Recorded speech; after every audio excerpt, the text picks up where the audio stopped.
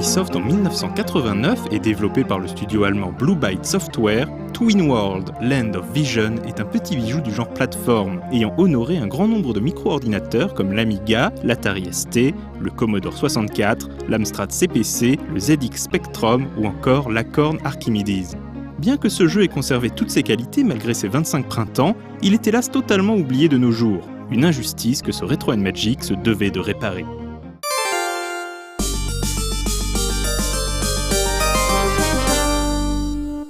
Twin World met le joueur dans la peau d'Ulopa, un adorable petit bonhomme appartenant au peuple des Gaspard. Pas bien grand et coulant une existence paisible, ces êtres clairement inspirés des hobbits de Tolkien sont également capables d'utiliser la magie, un pouvoir que leur confère une précieuse amulette, cette dernière étant sous la surveillance de la famille Karikens.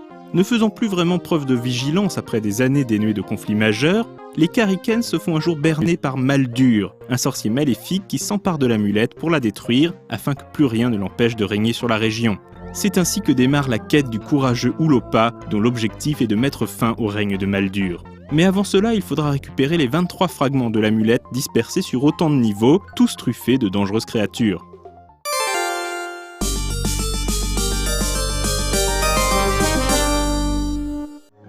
Le gameplay proposé par le studio Blue Byte Software est simple mais d'une efficacité redoutable.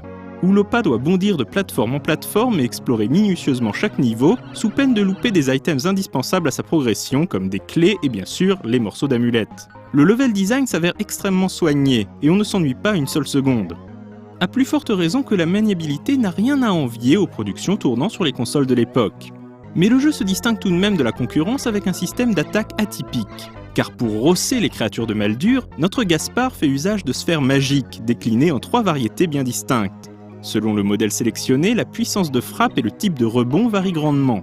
Il est donc primordial de prendre en compte la physique et le stock disponible de chaque modèle de sphère, ce qui confère au gameplay un soupçon de stratégie. Une mécanique de jeu qui contraint le joueur à ne pas gaspiller inutilement ses munitions, même si de nombreuses potions placées sur le parcours permettent de refaire le plein. Des salles secrètes sont aussi de la partie, ainsi que des trésors cachés dans certains sols friables que l'on peut creuser à coups de talons.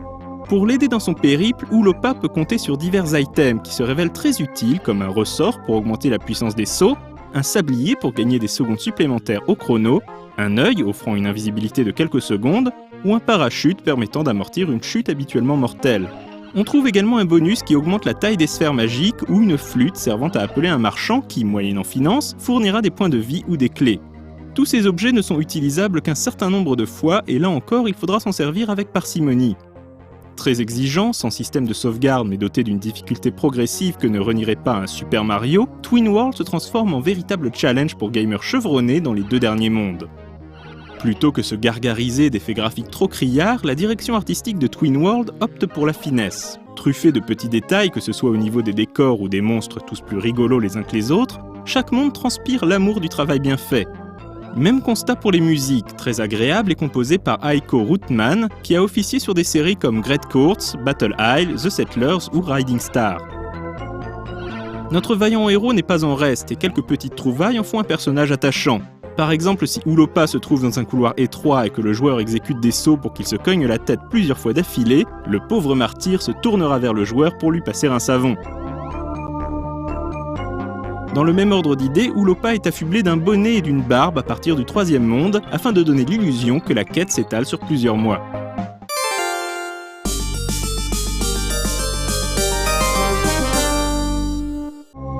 Avec son univers séduisant et son gameplay efficace, Twin World se doit d'être redécouvert d'urgence, surtout dans sa version 16 bits sur Amiga et Atari ST. Les jeux de plateforme micro n'ayant pas à rougir face aux productions consoles sont rares, et Twin World fait partie de cette catégorie. Une réussite d'autant plus remarquable que le bébé de Blue Byte ne plagie aucun standard nippon, contrairement à de nombreux studios occidentaux de l'époque. Gageons qu'un jour, l'histoire vidéoludique remettra définitivement ce titre dans la lumière.